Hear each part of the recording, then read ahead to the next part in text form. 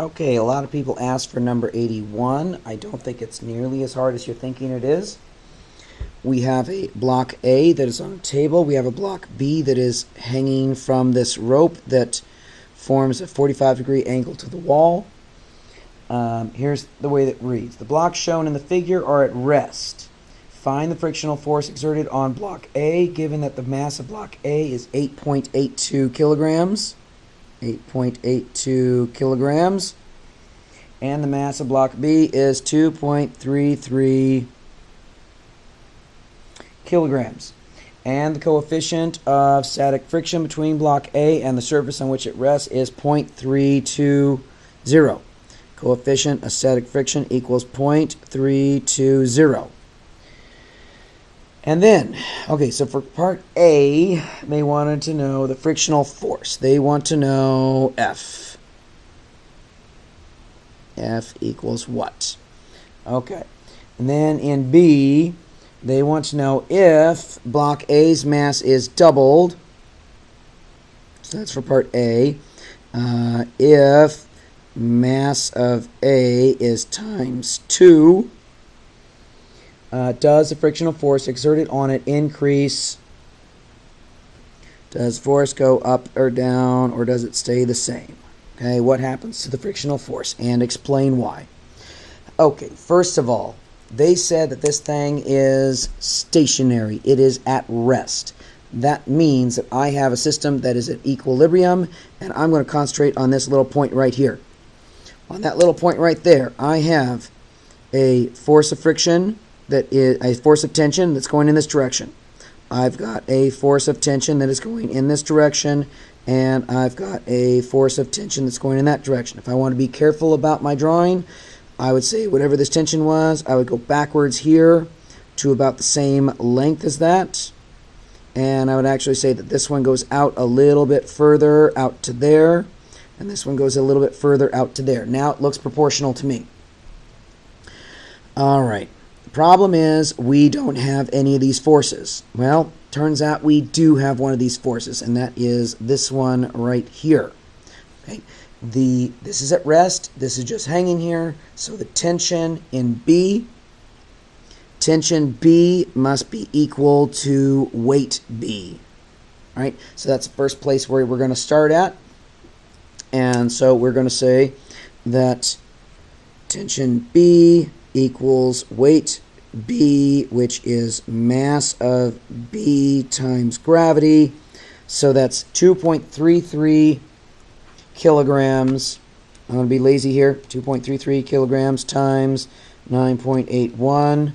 And that's 22.85. I'm going to call that 22.9. 22.9 newtons. Okay, the only reason I didn't write it all out is I was starting to run out of room. Now that I know that that's 22.8 newtons, I know that since the sum of the forces are equal to 0, and I know that because acceleration is equal to 0, it's at rest, I have the sum of the forces in the y direction are equal to 0. I'm going to start with that. And separately, I've got that the sum of the forces in the x direction are equal to 0. I'll come back to that one in a moment. Now, in the y direction, my upward forces, this is TB, this is TA, I'm just going to call this TC. I have in the y direction, I have a portion of TC, in other words, the y component of that, and of course for this problem, we use our usual horizontal and vertical components because a lot of stuff is lining up with that. So that's my upward force. That's equal to my downward force, which is, of course, TB. Notice TA stays out of it because it's all horizontal. Now, once I have that, I can say that my tension in rope C is equal, my tension in rope C multiplied, I want the vertical part, so that's going to be sine or cosine, doesn't matter, it's 45 degrees. So I'm going to say sine of my angle is equal to my tension in B, which I already have a number for, so that's fine. So the tension in C is equal to the tension in B divided by the sine of the angle. And so that's 22.9 newtons divided by the sine of 45 degrees. 2.9 divided by 45 sine, and we get 32.4. 32.4 newtons. Now, I am going to argue here very quickly that if this one and this one are anything other than equal, they would not point in the 45-degree angle over here. And then if we look at this vertically, I've got a downward force equaling this thing at 45 degrees. If I go this way, this thing must be the same as that one. So I'm going to argue symmetry. I don't have to argue symmetry. I could go to some of the forces in the x direction. Give me T sub A is equal, the force to the left equals T sub C times the cosine of theta. Could be the sine, doesn't matter, it's 45 degrees. And I'm going to get the same answer, so I'm already knowing that it's 32.4 newtons. Now, here's the beautiful thing. Box A, if I isolate it, is in equilibrium. It has two forces. It has a tension to the right.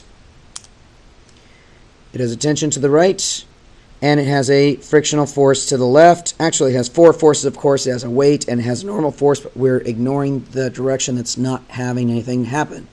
So my frictional force is equal to that. So not only is my tension A equal to that, that is also my frictional force, and I am done. I think they did it in a much longer sequence in the solutions manual.